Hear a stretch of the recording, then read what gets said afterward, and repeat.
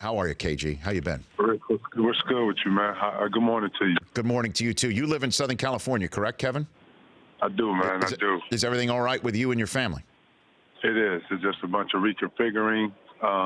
You know how I go when you go through disaster or something like this, man. It's just a bunch of, there's really nothing you can do, but, get the things that you need and the things that are most probably belonging to you and move on. So, we're making those adjustments, but family's good. Everybody's safe.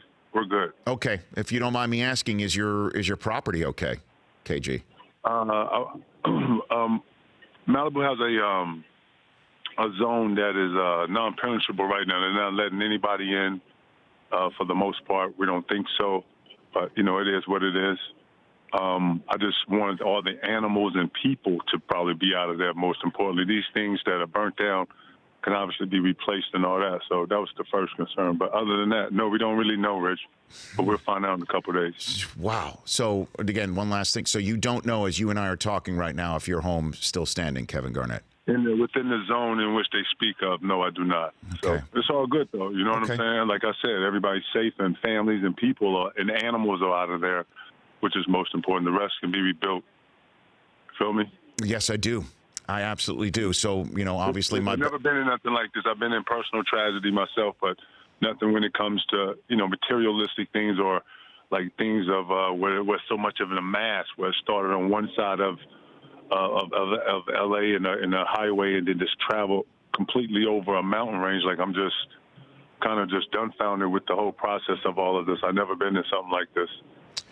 Well, crazy. My fingers are crossed and my, knocking on wood and all that stuff for you and your neighbors and your family and thanking all the, obviously, the first responders who are in the area for you, KG. All right, so if you don't mind, let's go to the toy department here and talk a little bit of sports. What did you think of the Butler trade? Do you think that's a good fit for Philadelphia, Kevin? Man, I thought Butler won. I thought Philly won that. Actually, putting him with that young group of core of guys who, I think Jimmy's issue at the end of the day was, I think, the motor of Wiggins and the motor of Towns and the velocity in which they didn't play or the potential of which they didn't, or he felt like they didn't play up to.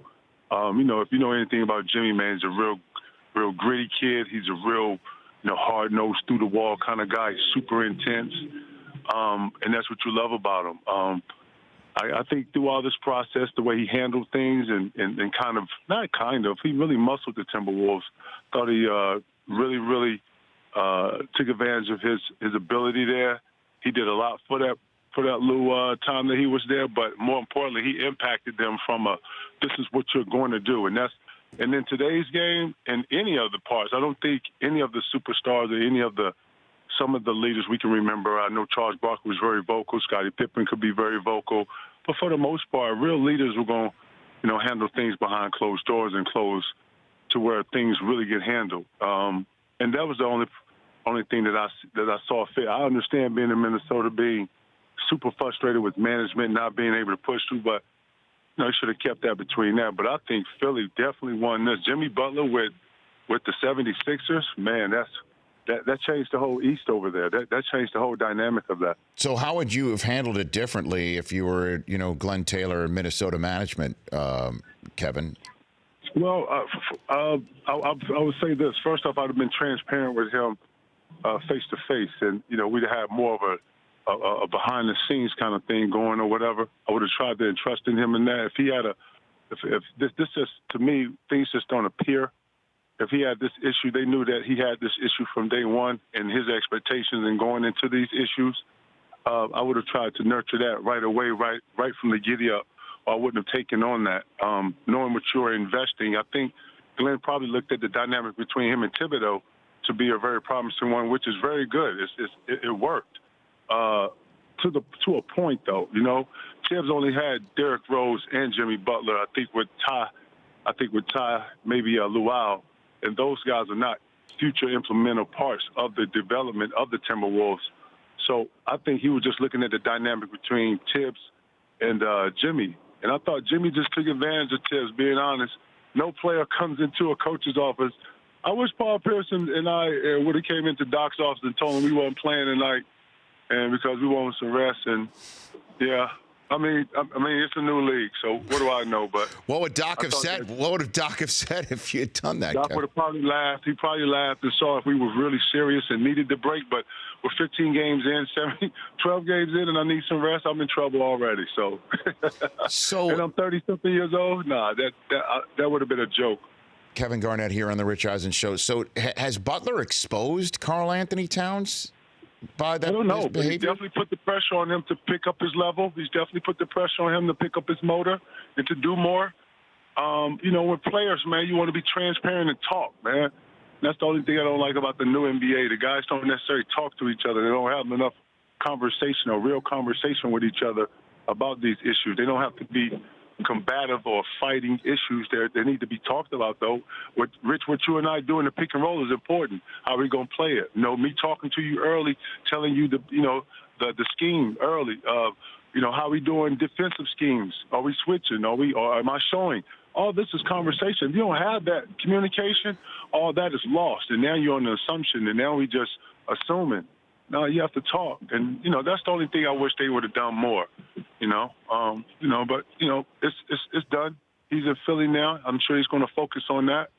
I wish Jimmy would be a little more of a leader that, does more, in his saying versus his doing versus his saying. But, he probably feels like he needs to, ignite guys and do it a certain way. I know that's a very balanced and very finicky way of when you're motivating people, man. It's a weird balance of trying to understand who you're motivating and then getting them to be motivated. You know what I'm saying? It's a very fine line with that. So it's not an easy job. What do you think's going through Markelle Fultz's mind right now as Butler arrives in Philly? Listen, I think the one thing that Jimmy does is exemplify is strength.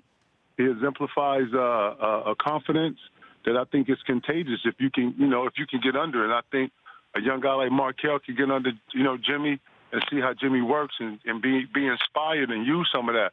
I'm sure Jimmy going to, be very transparent and talk to these guys, learning what he learned from coming from Minnesota.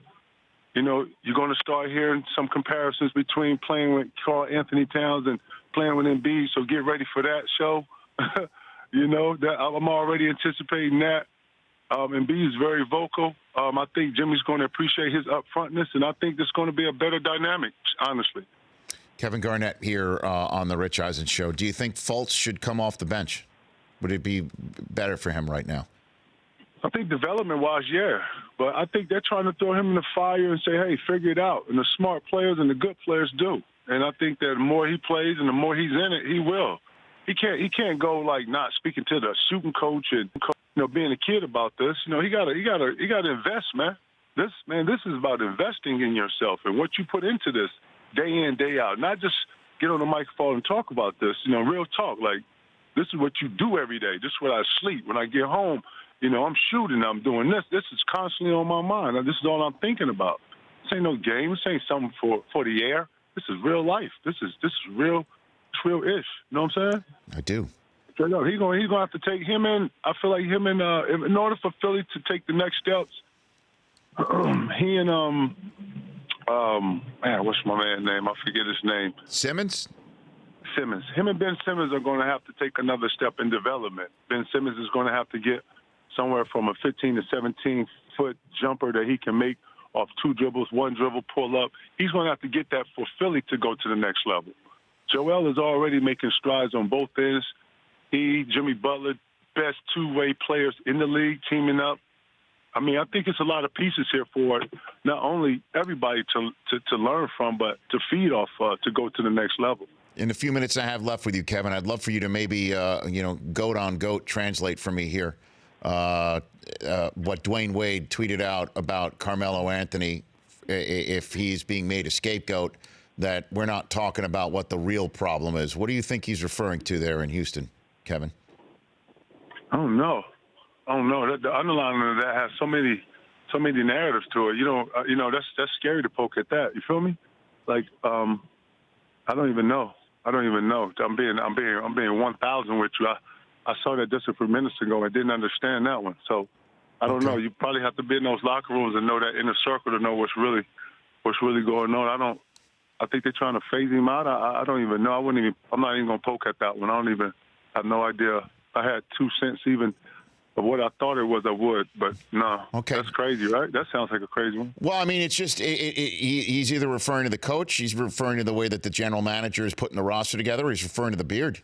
He's referring to Harden. I don't know. That's the one that I don't know. Do you think Carmelo deserves better? I just think Melo's in a spiral to where he's trying to find a fit to where he knows his game to be in. At 33, 34, your game has to change. And I don't know if he's willing to make those changes. I mean, he's in control of his own destiny and where he plays and all that. So I think he's just trying to extend this thing as much as he can. These systems are changing, Rich. These are not just come down, throw it to a guy. Everybody, these guys are younger. They're a little more explosive in scoring, and he has to make those adjustments. Melo's still in that New York Melo that he can score, that he can need 15, 20 shots. I don't know what that issue is down there, but I do know when you got rid of Trevor Ariza, you gave away a lot of balls and grit, and you need that when you're trying to make a run and especially dethrone somebody. You need a lot of it. And so I don't know. Speaking of dethroning, are you concerned at all about the Warriors, state of the Warriors, in any way, shape, or form? If Steph's out or nothing? Not a word. Okay. No, that's a well-oiled machine, and you know what? The fact that they got Boogie on standby, getting ready to get ready, and he's going to be full throttle. I look forward to watching what an all-star team looks like during the regular season. Real talk, Rich. I just shot some stuff with Baron Davis. We went up to Oakland just to reflect on, some different content and different material for Area 21, and it came out great. Just seeing, KD, now in OG mode and now in mentor mode, seeing Sean Livingston, chopping it up a little bit, like just seeing those guys, seeing them develop from day one for me, it just evolved. It's just evolution, man. It's dope. It's dope to see, man. It's dope to see those young guys turn into dope men, man. Last it one. Was a good time. So last one. Make sure you check that out. I will. Area 21. Area 21 at KG Area 21 and at Kevin Garnett 5KG, both on Twitter. Last one for you, Kevin. Speaking about young men coming into being grown. What do you think of when you see Zion Williamson? Does he remind you of anybody? What goes through your temples, Kevin Garnett, when you see this kid from Duke? Look here, man. Look here. I was just talking to my dog Damani about this. Shout to T. Lou. Shout to Damani. Shout to C. Billups, P. Pierce.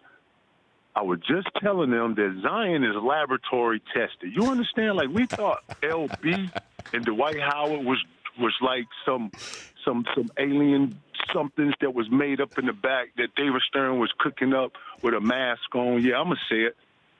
Man, this kid is taking what we saw LeBron, he's taking it. This is what it is, Rich. The line has been pushed. We see it. We're talking to the Oracle. He said the next line in line is Zion. We laughed. It's here. This first off, shout to SC. He's from Spartanburg. Mm-hmm. That's South Cat all day, right? G-Ville, Malden. You know what it is, right? Next, his athleticism is through the charts. Have we ever seen someone this athletic, with this mass of power? Like, can you imagine this kid getting actually really having some Steph Curry handles with the J like Clay, but can get to the rack anytime he wants to with the athleticism. This might be the most athleticism we've seen since Vince Carter. Am I lying? Well, I'm sitting here, Kevin, wondering the last player at the college game to be where I had to watch him. I knew when he was playing, I was going to find the game, and I had to see it. I was wondering the last person in college. I'm seeing like Jimmer Fredette being thrown at me, Could it be? Last person, let me see. Who was the last person I was really like, God, damn. At the college game. Right, college, right? Right. I mean, like maybe Curry when he was playing in the NCAA tournament for Davidson. Yeah, I watched Curry. Yeah, I did. I was checking Curry out. Curry had a nice run, didn't he? Yeah. You know who had a nice run? Melo. Melo had a nice college run, too. Melo had a really nice run while I was tuning in. He did. Thought Melo was definitely on the other side. But yeah, man, I haven't seen anybody impact college like this in a minute. And then, too, let me ask you this, Rich. Let me turn around. Mm-hmm. Do you think Zion could have came out and went to the NBA?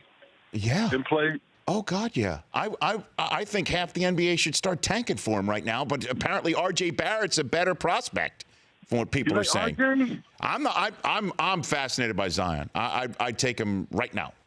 Right now, I'd take him. Yeah, his athleticism puts him over the top. Man. Yeah. Great. I don't know if he has enough. I don't know if he has his handles. I don't know if his dribbling is where it needs to be as far as handles. When Trevor Ariza jumps up on you, or the days when Meta and all those guys used to jump in you and jam you, he's strong enough to be able to get out of there. I don't know if the handle is where it needs to be. I'm not saying he definitely has some things he can work on. If I'm pointing out anything, that's one of the things I see right away. His handle is enough to get to where he wants to. When he comes to the next level, guys are going to be poking at him. Guys are going to be denying him, taking angles away from him. So, he's still going to evolve, though. It's great talent, man. Great talent. Shout out to Zion, man. Yep, absolutely. Keep working, young fella.